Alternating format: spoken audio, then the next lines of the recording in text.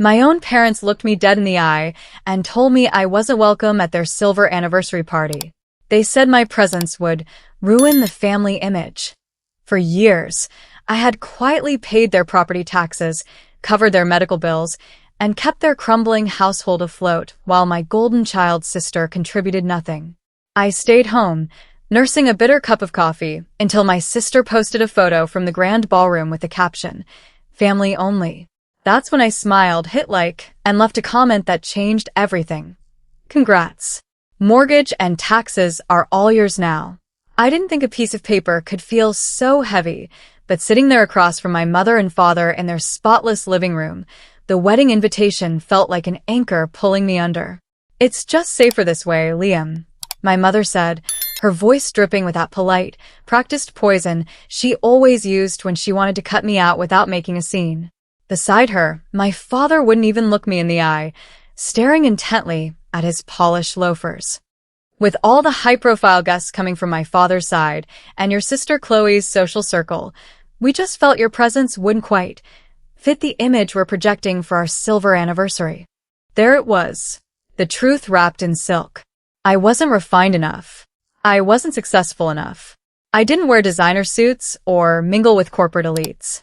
To them, I was the quiet, invisible son, the one who stayed behind while Chloe soaked up the spotlight.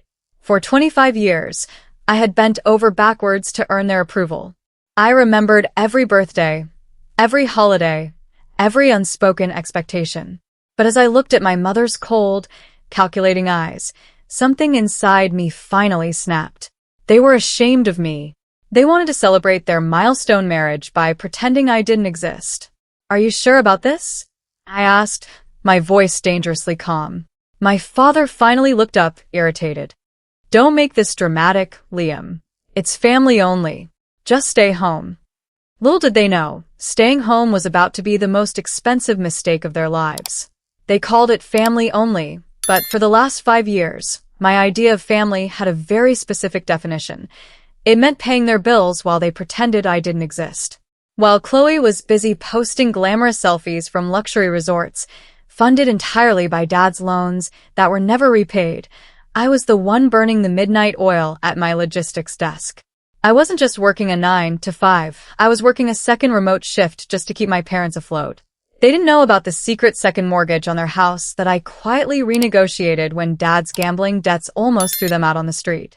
They didn't know about the thousands I sent every month for Mom's specialized medications, or how I cleared out my personal savings account to cover their overdue property taxes last winter so the county wouldn't seize their precious suburban dream home. To the outside world, my father was a retired executive living comfortably, and my mother was a socialite hosting charity teas. In reality, they were hollowed-out frauds, floating on a sea of debt, entirely dependent on the son they were now locking out of their anniversary. They treated me like a ghost, but they forgot one crucial detail. Ghosts hold the keys to the foundation. My finger hovered over the screen of my phone, the glowing blue light illuminating the dark, quiet room.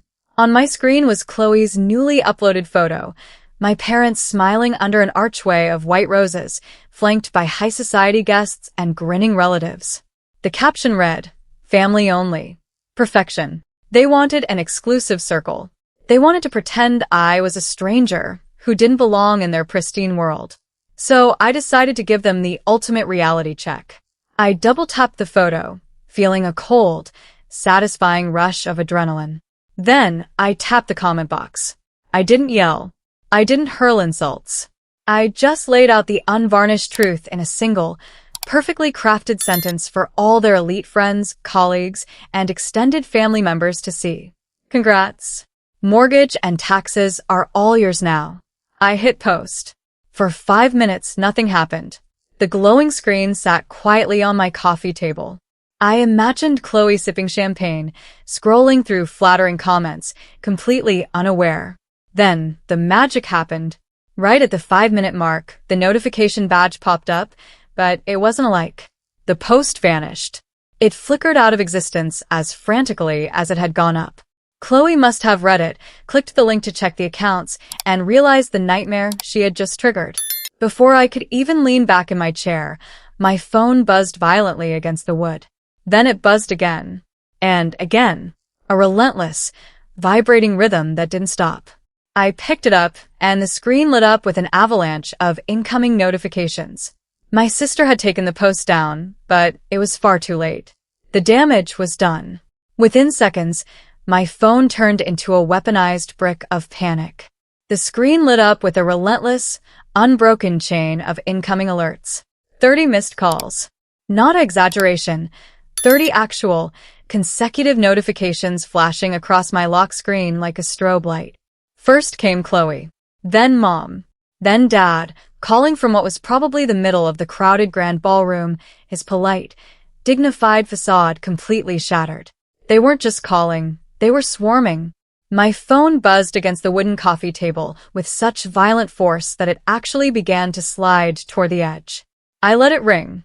I leaned back, sipping my lukewarm coffee, watching the digital chaos unfold. Every single missed call was a tiny, delicious heartbeat of reality crashing into their little fairy tale. For years, they had treated me like an invisible utility bill, there when they needed funding, discarded when they wanted to look elite. Now, the bill had come due, and they didn't have the funds to cover it. My phone screen went dark for a terrifying 2 seconds of absolute silence. I almost thought they had given up. Then, it lit right back up with a fresh wave of text messages. Chloe. Liam, what the hell did you do? Mom is having a panic attack in the powder room. Call me back right now. Mom. Please, son, pick up. Your father is humiliated. Everyone is asking questions. What do you mean about the mortgage? Dad. Liam, stop playing games. We need to talk about this immediately. Where are the online portal passwords? The bank is saying payment bounced. I stared at the messages, a cold, heavy satisfaction settling deep in my chest.